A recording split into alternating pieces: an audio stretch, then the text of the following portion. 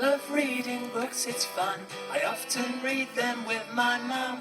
I like reading to explore. There's no better way, I'm sure. I love reading. There's so many books to choose. Get on board, you just can't lose. Books expand your mind, it's true. Reading books is good for you. I love reading. Hello everybody, welcome to Storytime with Ethan and Choco. I'm Ethan from Ethan and Choco's book club, ECBC for short. I was treated at CHOC for 3.5 years when I had cancer, and I started ECBC when I noticed that most kids didn't have books and weren't reading. I'm excited for the show and to read aloud to you all of my favorite books. The book I'll be reading for you today is Extra Yarn, written by Mac Barnett and illustrated by John Klassen. This is such a great book with beautiful illustrations about how a girl lives in a town where there are virtually no colors until she finds a yarn box that always seems to have a little extra yarn.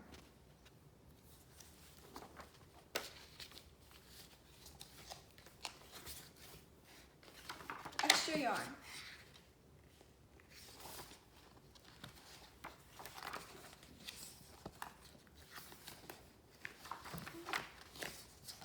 On a cold afternoon in a cold little town, where everywhere you looked was either the white of snow or the black of soot from the chimneys, Annabelle found a box filled with yarn of every color.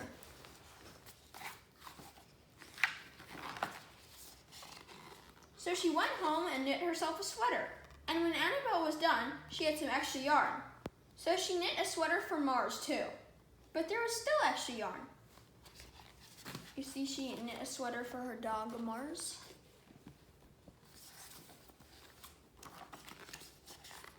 And when Annabelle and Mars went for a walk, Nate pointed and laughed and said, "You two look ridiculous." "You're just jealous," said Annabelle. "No, I'm not," said Nate.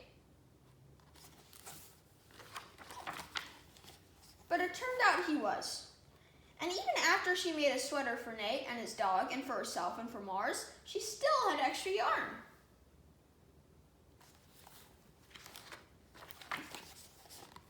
At school, Annabelle's classmates could not stop talking about her sweater. "Quiet!" shouted Mr. Norman. "Quiet, everyone. Annabelle, that sweater of yours is a terrible distraction. I cannot teach with everyone turning around to look at you." "Then I'll knit one for everyone," Annabelle said, "so they won't have to turn around." "Impossible," said Mr. Norman. "You can't." But it turned out she could, and she did, even for Mr. Norman. And when she was done, Annabelle still had extra yarn.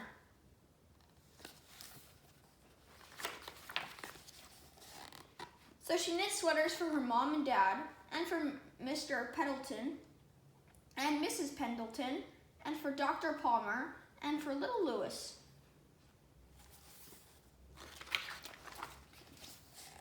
She made sweaters for everyone except Mr. Crabtree, who never wore sweaters or even long pants, and who would stand in his shorts with the snow up to his knees. "No sweater for me, thanks," said Mr. Crabtree. So she made Mr. Crabtree a hat, and even then, Annabelle still had extra yarn.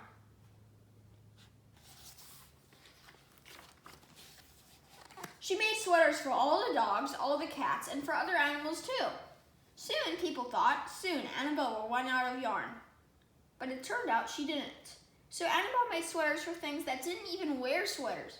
You can see she made sweaters for the mailboxes, for a tree house, and for, well, not a tree house, a birdhouse, and then also for a normal house. Things began to change in that little town.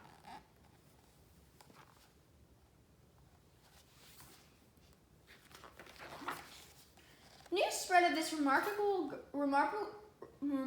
girl who never ran out of yarn, and people came to visit from around the world to see all the sweaters and to shake Annabelle's hand. One day, an archduke who was very fond of clothes sailed across the sea and demanded to see Annabelle. "Little girl," said the archduke, "I would like to buy that miraculous box of yarn, and I'm willing to offer you $1 million. "No, thank you," said Annabelle, who was knitting a sweater for a pickup truck. The Archduke's mustache twitched. 2 million, he said. Annabelle shook her head. No thanks. 10 million, shouted the Archduke. Take it or leave it. Leave it, said Annabelle. I won't sell the yarn. And she didn't.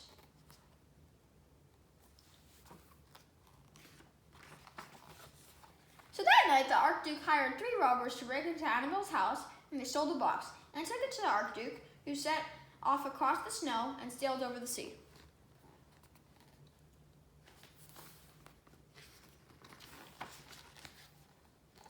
Back to his castle. The Archduke put on his favorite song and sat in his best chair. Then he took out the box and he lifted its lid and he looked inside.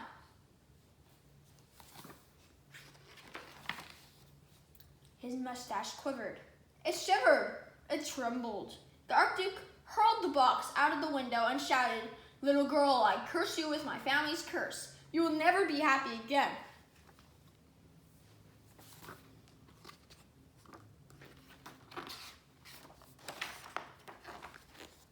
But you can see the box going across the sea on a little iceberg.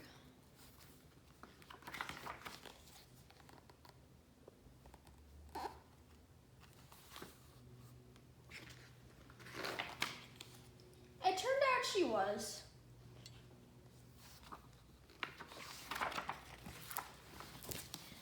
Wow, wasn't that such a great ending? This book has such an important lesson that if everyone lived by, the world would be a better place. What do you think the message is? The important lesson that I took away from that book is that it is always better to give rather than to take. And when you give, you will always be happier and more fortunate for it. I hope you all love this book, but most importantly, stay strong and read on.